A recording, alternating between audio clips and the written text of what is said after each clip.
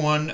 Okay, so obviously the thing to talk about with this chapter is a lot of it is focused on the aftermath of what happened, aftermath of the battle with Shigaraki, and right out of the gate, I will say one thing that I really loved about this chapter is that Horikoshi emphasizes the idea right out of the gate that there were fucking consequences to this whole thing, like right at from the very moment, from the first few pages, we're already shown that yeah, Bakugo's body pretty fucked up from that fight, and all the things went down, and because of that, he's gonna need to actually rest, relax, and let his body heal.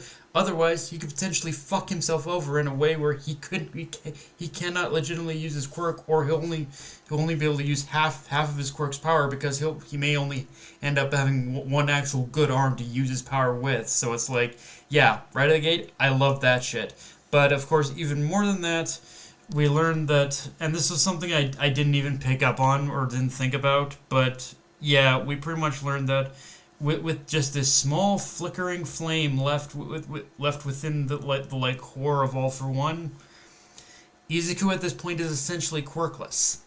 He now now again because now I will say, because Horikoshi did emphasize the idea that there is a small flicker of a flame within the quirk itself, that does lead me to believe that Izuku isn't going to be quirkless forever.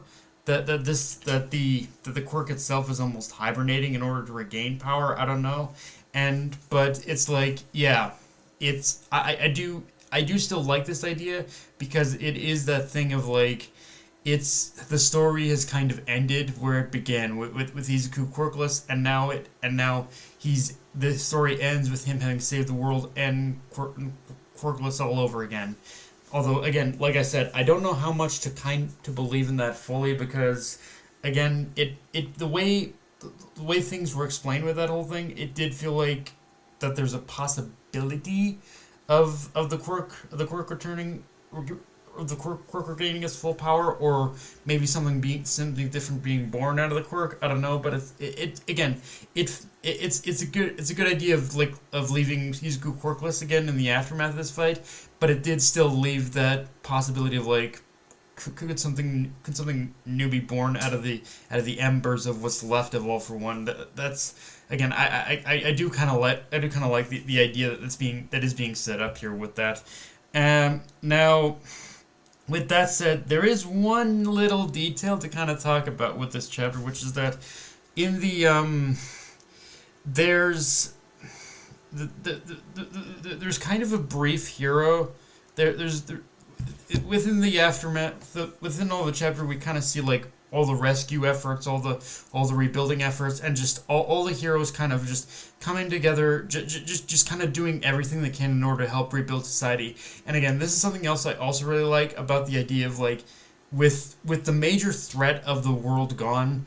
Yeah, heroes are doing manual labor. They're being heroes in a way that is actually, they're being heroes now in ways that is actually helping people in order to rebuild their homes, in order to rebuild their lives again. It's again a very small thing, but I do like it. And now, with that said, there is one, but all that aside as well, there's one little Easter egg in this chapter that's kind of nice, which is that if there's in the top corner of in the top left corner of page 4 of this chapter, there is a little bit of a vigilantes kind of tease thing or whatever, that yeah, that the masked hero you see, sorry, hopefully this goes into focus or something, but the masked hero you see in the this isn't, yeah, but yeah, the masked hero you see in this, the hero with the visor over his head is apparently is apparently the protagonist of My Hero Academia Vigilantes. So it's a nice little tease of seeing it's a nice little tease of seeing those worlds cross over. Although, granted, I I'll be honest, that is one of those things that makes me say, I wish I could have seen more. Like I'm not gonna like I can't lie. The more I think about vigilantes in concept, the more I'm like, there really could have been more that in order to cross these two manga over a bit. Like I know one isn't like directly handled by Horikoshi, but I feel the other one isn't Vigilante isn't a manga that's directly handled by Horikoshi, but it does feel like more could have been done with crossing the two over in a way. But again, I don't know.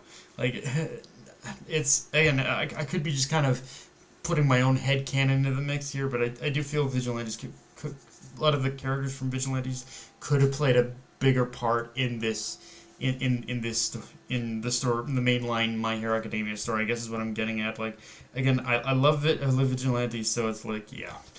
Um and yeah, guys, not much more to really say there.